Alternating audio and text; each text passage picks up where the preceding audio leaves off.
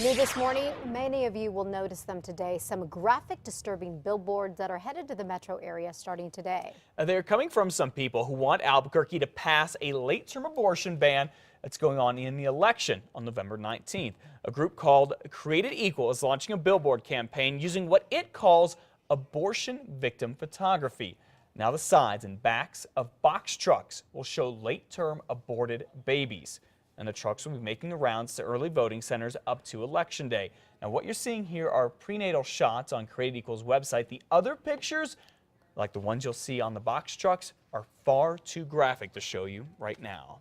Well, this is not as shocking, but it's something else you may notice today. If you see a 10-foot puppy on a bun in downtown Albuquerque, no, don't worry, nobody spiked your K-cup. It's really there, and it's not out a prop for a movie. It's a larger-than-life traveling demonstration by a group called Mercy for Animals. They question why we call some animals pets and others dinner.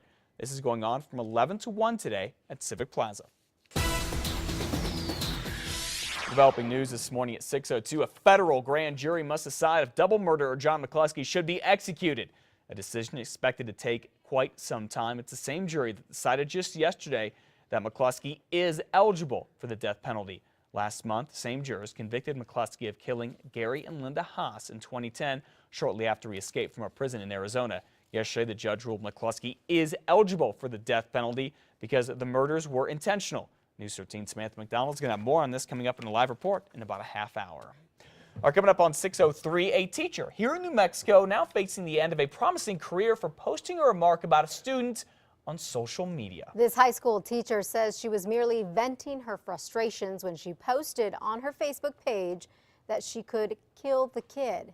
She says she didn't mean anything by it, but she is learning the hard way what so many students have already discovered: be careful what you post on Facebook. Ms. Quintana, as she's known to her students, admitted to writing the post after a student pulled a prank in her classroom, gluing his shoes to the floor. APS got a tip about the post, and deputies met the English teacher at school on Tuesday morning. Deputies in the district believed the teacher when she said she was just venting and that she would never actually really hurt a student. Still, though, she could end up losing her job over the post.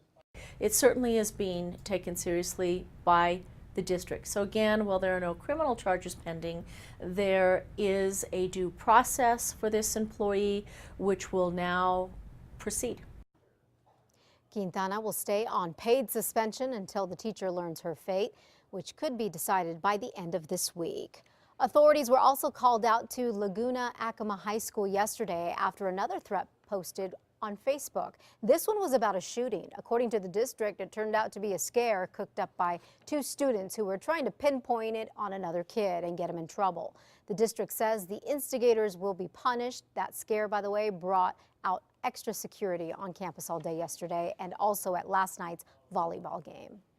The New Mexico State Police are now dissecting last month's unsuccessful search and rescue mission, and they're trying to learn from it. You might remember Stephen Lockhart here went missing in the Gila National Forest back on October 19th. About 50 people searched for him until the night of the 23rd, when the search was called off 4 days later. Well, a few days after that, hikers found Lockhart alive, yet incoherent. He had badly hurt his head.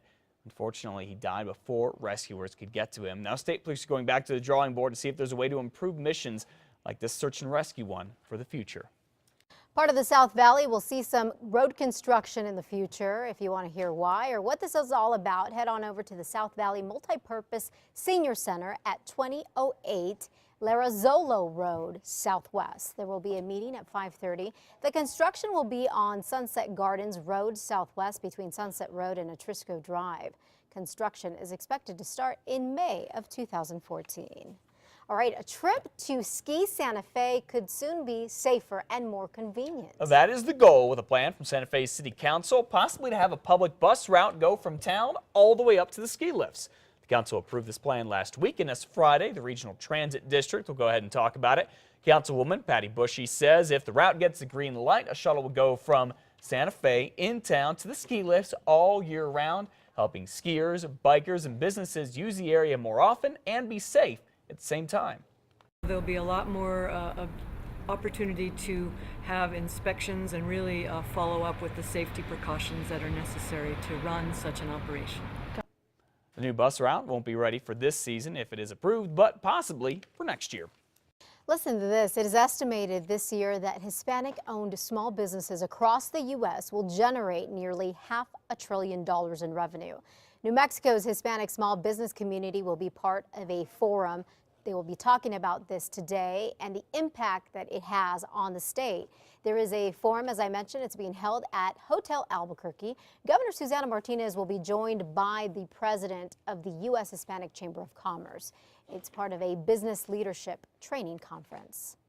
Well, firefighters know they're constantly reminding us smoke detectors save lives. So to protect seniors who may not be able to install smoke alarms themselves, the Albuquerque Fire Chief, the Seniors Affairs Director, and Lowe's Home Improvement Store are all getting together to donate and install smoke detectors in seniors' homes all across the Duke City. They're going to start out at 9 o'clock this morning doing that. If you're wondering just how these can save lives, remember earlier this week we told you about a house fire overnight.